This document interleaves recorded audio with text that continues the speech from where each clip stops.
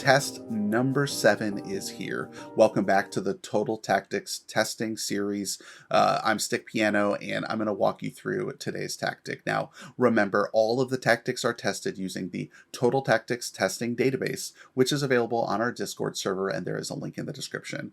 Join the server, get verified, and navigate your way to the Tested Tactics YouTube channel to download all the tactics and get links to all my previous videos if you haven't seen them already.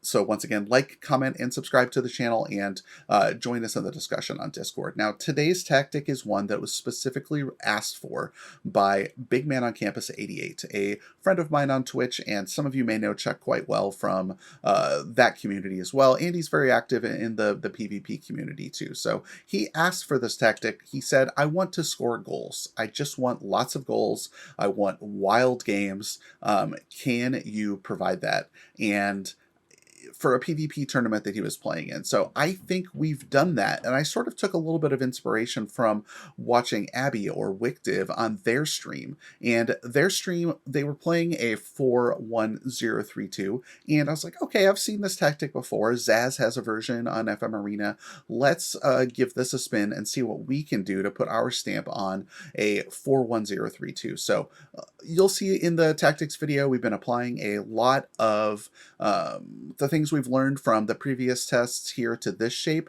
and I'm really excited at the results. And if you watched any of that PvP tournament, I believe it was one of the World Heavyweight Championship qualifiers run by Mini Trooper over Twitter. BigMan on Campus 88 won that tournament, and he scored buckets of goals. So I think we accomplished our goal. But let's take a closer look at the tactic now before watching some highlights later.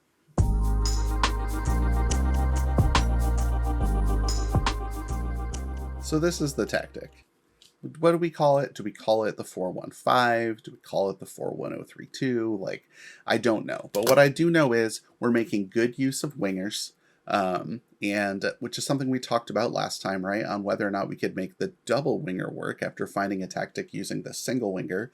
The double winger tactic, at first, I was skeptical that this would do well. I've seen versions of this kind of tactic do well before on WicDiv's stream on Twitch, and Zaz has a version of this on some of the tactic forums as well. And so I decided to take my own stab at this kind of shape and this kind of tactic and try and figure out if I could replicate some of their successes with this tactic. And like I said in the intro, it's a tactic that was originally built for PvP, but then when I put it through the tester, just had extremely impressive results, which we'll obviously talk about after we look at some highlights. But we talk about the tactic really quickly here. It is playing wingers on support rather than attack, and one of the primary reasons for that is obviously a little bit more defensive stability and better link-up play with the IWBs, right? So these IWBs on support are going to come into this kind of area. This DM on support is set to get further forward, and so this player is also going to kind of come to just the other side of the circle, and when there's really an opportunity is even going to get to the top of the box. And so having these IWBs in this area, A, sort of shields the DM a little bit when they choose to get really far forward, and B, creates a better passing triangle between the winger on support and that DM as well. So when they come up into the slot, it gives multiple passing options, and they're even an outlet for the shadow striker or an advanced forward that's kind of drifting back and waiting to pick up the ball as well. Those IWBs in that high central position, just let them be a part of the build-up play better. These wingbacks on support are a big part of that, just so that the link-up play is better and they're not so isolated away from the IWBs. So again, you can see that this tactic, like many others we've been talking about, heavily influenced by the things we learned from Too Fuzzy Dunlop's tactic about trying things out with take fewer risks, shoot less often everywhere, which is something I've been doing for a while. But specifically, having players on the pitch would take fewer risks. Like here, both wingers are on take fewer risks. Both advanced forwards take fewer risks. Also both on shoot less often. These guys are also on stay wider as a way to stretch those central defenders to create more space for the shadow striker and to link up better with those winger supports. I've also found when you have stay wider turned on, they also tend to drop a little bit deeper as well, which again creates link up. And I'm not worried about them dropping deep because we have so many other players. Like if this guy drops deep, the other striker is going to stay high. That just seems to be what the match engine has them do. And it creates space for the shadow striker, who is on attack and is set to take more risks because that's baked into their role, is always available to run into the space that is vacated by an advanced forward dropping a little deeper, which is going to happen when they're both on take fewer risks and on stay wider. So they will kind of drop into this space when the ball is on this side of the pitch, which gives then the backside striker the chance to collect passes over the top, or gives the shadow striker room in between. So these are concepts that I was first kind of made aware of through that narrow diamond tactic. I think it was episode 3 at this point, and I've been trying to influence my future tactic builds with stuff I learned from that tactic, which is I think something all of us should be trying to do, and hopefully these videos are helping you do as well. So I think the tactic is extremely strong going forward, and because of the way the wingers are on support here, the IWBs on support, I actually think it does a decent job bottling up the middle as well. I mean, wide diamonds have been popular for a very long time, and those are more defensively stable than you would think. And I think we've accomplished the same thing in this tactic, but we'll see if the highlights and some of the results bear that out. So let's take a look at some of the goal highlights now.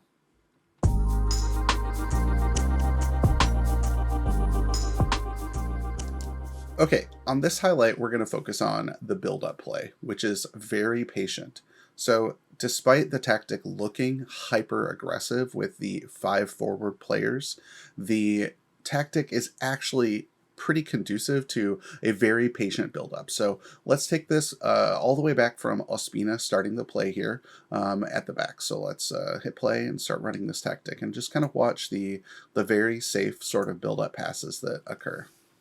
So we're wearing the red today because we're playing Man City, but Biraghi back to Rahmani, to Bremer, to Di Lorenzo. He'll go out wide here with Lozano, Muriel. Now here's where I think Muriel makes a good decision, right? He's getting collapsed on by 3 people, but he doesn't try to run. He doesn't like let the ball get taken off him by like Gundogan who's approaching. He doesn't like try to find Zielinski here with Foden like doing that passing lane, right? He just like takes the safe. He doesn't try to like skill move and squeeze a ball into Osimhen, who's isolated here on stones. Instead, he just plays it back to Di Lorenzo, which is like a nice, safe decision to make.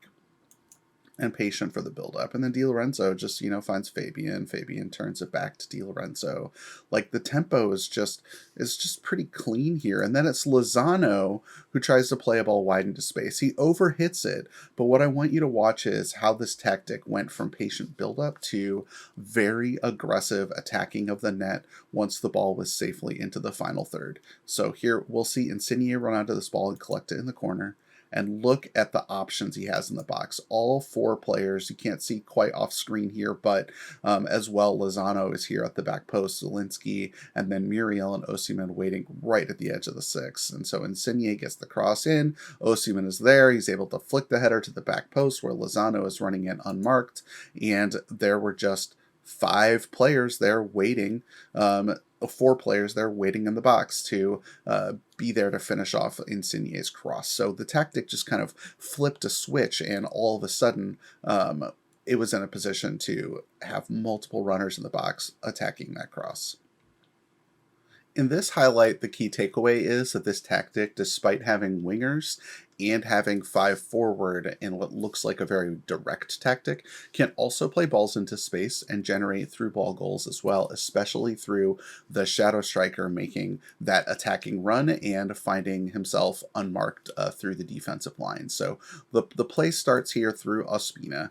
And just a simple distribution out to Koulibaly, up to Biraghi, and then here Insigne gets the ball and plays it forward to Osimhen. And this is where you start to watch what's happening with Zielinski. Like, what is Van Dijk to do, right? He's got Muriel behind him with no other defender in space.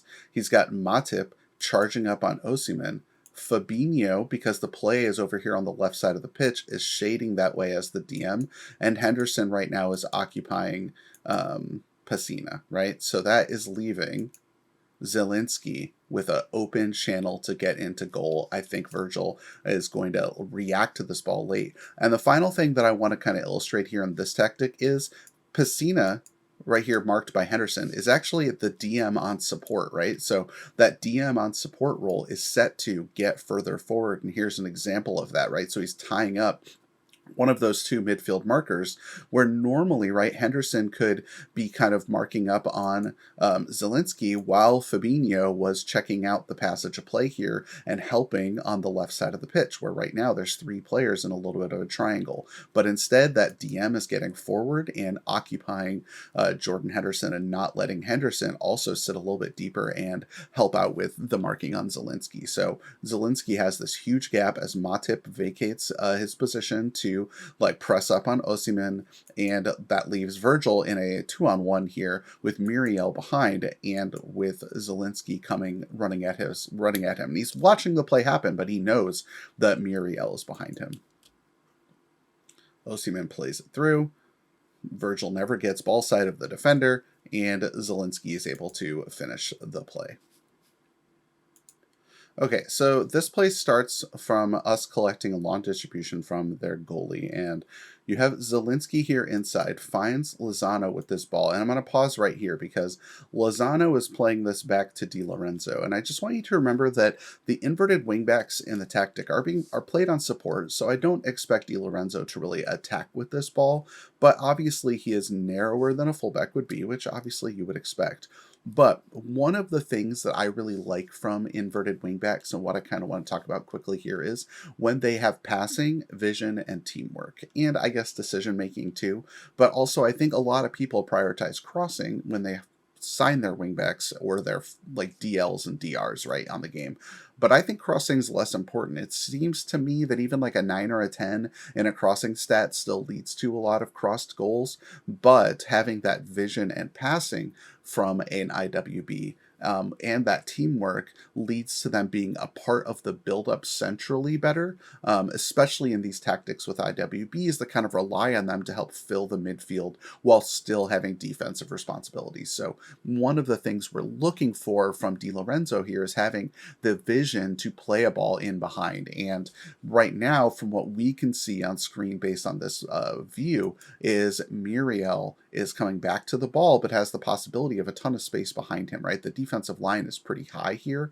Hermoso is pushing up on Muriel, and here as well, Renan Lodi, the left back, is also pushing pretty high. So Di Lorenzo has the option to play the ball over the top, and that's because IWBs that have some vision and some passing and like the ability to kind of make these forward passes to create offense are very valuable in a tactic like this, especially with 5 players forward, right? Since they will be so far up the pitch, ensuring that your IWBs can also be creators is a big part of success with this kind of shape. So you can see it here. Di Lorenzo makes a great pass, Hermoso makes a little bit of a mistake, and then Muriel finishes. So Hermoso attacks the ball, but the positioning is so high that Muriel has the ability to get in behind without the goalie Oblak being able to get there first, because the ball lands outside the penalty area. Muriel runs onto it, and it's an easy finish.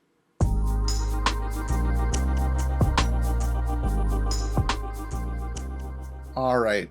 I think it's what you've all been waiting for, which is the results, right? We've seen the highlights. We've talked about the tactic. Clearly very offensive. And where it truly shines, I think, here is in the results. So what we've seen here, we'll start with the Elite League. It is the best finish that any of the tested tactics have had so far. 81 points, and the winners of the Elite League with a plus 54 goal difference. That is based on it scoring 108 goals in the Elite League, which is an absurd number, and very few tactics on the Discord or other people that have sent me the results are able to score that many goals in the Elite League. Remember, the opposition here is extremely high quality, and so to have a plus 54 goal difference in the Elite League is crazy. And before you think like, oh yeah, but it allowed 54 goals, these teams are incredible, right? And if actually you sort by goals against, that's the third best defense in the division, right? So this plus 54 goal difference has been earned by a ridiculous attack and extremely decent defense, especially given the quality of the opposition. So I think that's something that to really pay attention to about this tactic, is that it's got a lot of power against very good teams and attacks them in a way that really pins them back and prevents them from like kind of like implementing their own attack. So it's really strong. In the balanced league, it didn't win the league. Liverpool won going away. I think that there was a rough patch of form where we've lost a lot of games here to Real Madrid and Liverpool, 3 losses to each of them, which is understandable with any tactic. And if it's hitting like a rough patch, that's like not great. But against the rest of the league, plus 56 goal difference, right? So despite having 8 losses, the tactic still put up 56 goals to the good, right? So 106 goals scored, easily the top in the division again. And if we assort by goals against, third again, right? So it's not that bad defensively. It's not obviously at the top of the charts, but ridiculous goal difference, a pretty good points total, but really the focus here on the results has been on the elite league. So let's take a look at the average league as well. So in the average league, Napoli also finished second again. A surprising 8 losses, 3 of them to Arsenal, 2 to Lazio, and 2 to Roma. But that means it swept Leicester, right? It swept Bayer, it swept Villarreal, right? So it's sweeping some pretty good teams in the league, on its way to 100 goals in this division as well, with a plus 42 goal difference, and it only lost the league by 3 points. And look at that run-in, right? That run-in with only 4 points in the last 5 is pretty ridiculous, especially with Arsenal getting 15 points from that last 5. So is this really a second place finish, or could it have easily been a championship finish if it weren't for like some bad morale and a patchy run of form at the end of the season, right? I'm still encouraged by this result. The Elite Tigers team result is incredible. It's another triple-digit goal response and goal result. And again, the goals against here, not quite as good in this division, but that's also because I think that there's just so much parity in this division. We've talked about some of the difficulties of the average league on these video series before, and I'm not too concerned about it. Really, I'm happy with the goal difference being tied for top, and it's another triple-digit goals scored result. Finally, the underdog league. As you would expect, this tactic just destroyed the underdog league. 99 points, which is, I believe, the highest we've seen on the series so far. 123 goals for and only 28 against. Both totals easily the best in the division, and a plus 95. Like, I don't know what else you can really say about these results. So I think in conclusion, it's pretty easy to see that this is an extremely powerful tactic and something that you can use in both PvP and like in your saves. Like it took BigMan on campus, Chuck, to a first place finish in the World Heavyweight Qualifier, which is one of the PvP series run by MT13 on FMs, like on Twitch and on Twitter. So it's good in PvP. It has a lot of potential in PvP to be something that's very offensive, scores loads of goals. And in your saves, I think you'll see the exact same thing as well. So I would encourage you to give this a spin. Again, you can find the link in the description to join the Discord to download all of these tactics. Once you're in the Discord, get yourself verified. There is a Tested Tactics channel on the Discord where there are links to download all of these tactics and links to a Dropbox folder where the tactics will be in the future. So get involved in the conversation, post some of the results of how you've tested your own tactics using the Total Tactics Tester, and just get involved. And again, finally, like, comment, and subscribe on this video. Get involved. And be a part of the discussion in the comments. So what would you like to see me test next? We've done double winger, we've done single winger, we've done narrow, we've done 5 at the back, we've done strikerless. You tell me what you would like to see me figure out next, and let's try and get something going for test number 8, and I will see you next time.